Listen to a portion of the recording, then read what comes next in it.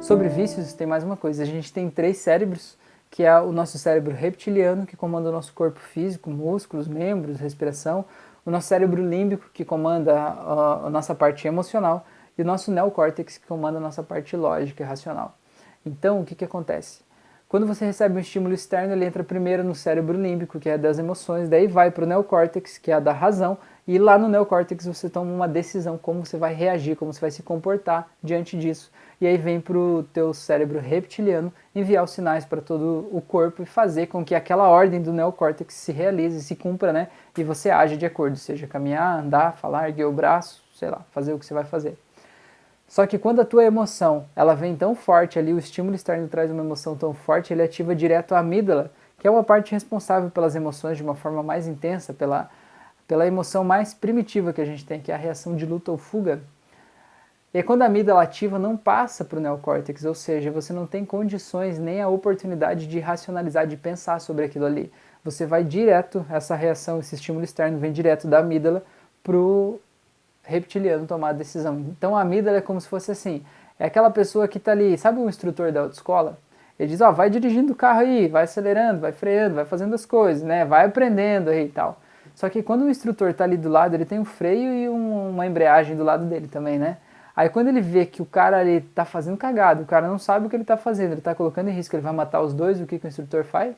Ele assume o controle e ele põe o pé no freio, na embreagem e para o carro se for preciso, entendeu? Ele faz o que for preciso, ele põe a mão no volante, vira pro outro lado, né? Ele vai dar um jeito, né? Ele vai dar um jeito. Então a amígdala é como o instrutor da autoescola.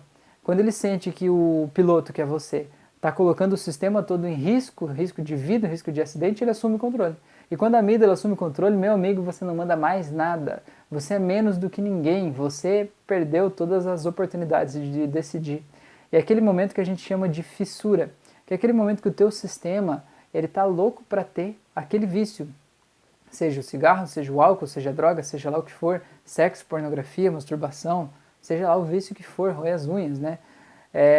Quando o teu sistema está ali querendo ter aquele vício suprido, ele entra nesse modo de luta ou fuga, um modo meio irracional, e ele te faz fazer coisas irracionais para você conseguir suprir a tua necessidade daquele vício. Então isso é muito louco e é muito intenso, né? Então por isso muitas pessoas elas às vezes acabam tentando tratar algum vício por meio daquelas clínicas que apenas fazem ele ter uma abstinência, ou seja, deixa a pessoa trancada lá num quarto, lá sem o produto que causa o vício, para ter uma desintoxicação.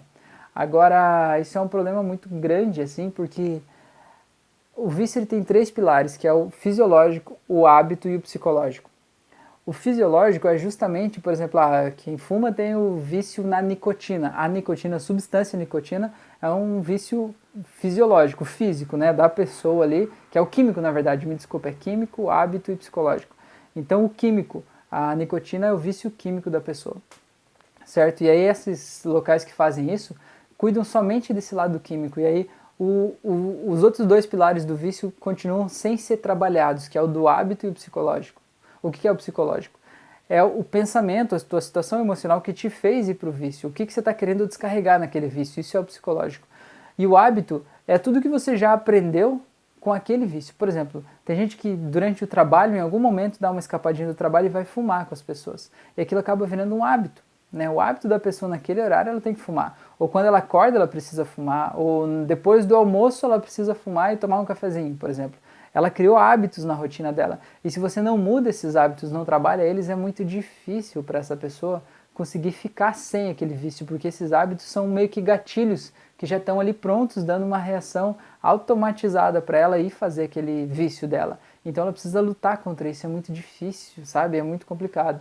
E com a hipnose a gente consegue mudar esses hábitos de forma rápida, de forma prática, sabe? Mudar os gatilhos que te levam para lá e mudar o psicológico, que é o lado, as emoções que fazem você sentir aquilo lá que você está descarregando no vício, a gente consegue mudar também com a hipnose, com o PNL, com esses entendimentos aí de neurociência que estão aqui todos distribuídos ao longo desse curso todo que eu estou entregando aqui para vocês, tá? Agora deixa eu só pegar o fio da meada para ver de onde é que eu estava antes. Eu falei dos nossos 3 cérebros, tá? E aí, então quando você sofre um estímulo muito grande externo, você vai direto para a amígdala, e é como se o piloto, o instrutor da autoescola assumisse o controle, né? Você fica de fora sem a oportunidade de reagir, racionalizar. Então imagine que, como eu estava falando agora dos hábitos, quando você chega depois do almoço, se você era um fumante, tinha o hábito de fumar depois do almoço, quando você está terminando de ter o almoço, aquele hábito, aquele gatilho de fumar, ele já está ali. É como se o instrutor da autoescola já tivesse assumido o controle. E você tem que ficar brigando com ele, dando soco na cara do cara, cotovelado e tal, para você pegar o controle do carro de novo e continuar a tua vida sem aquele hábito, entendeu? Então é por isso que é legal você reescrever essa história, você mudar, porque aquele hábito foi você que criou com base nas experiências que você teve.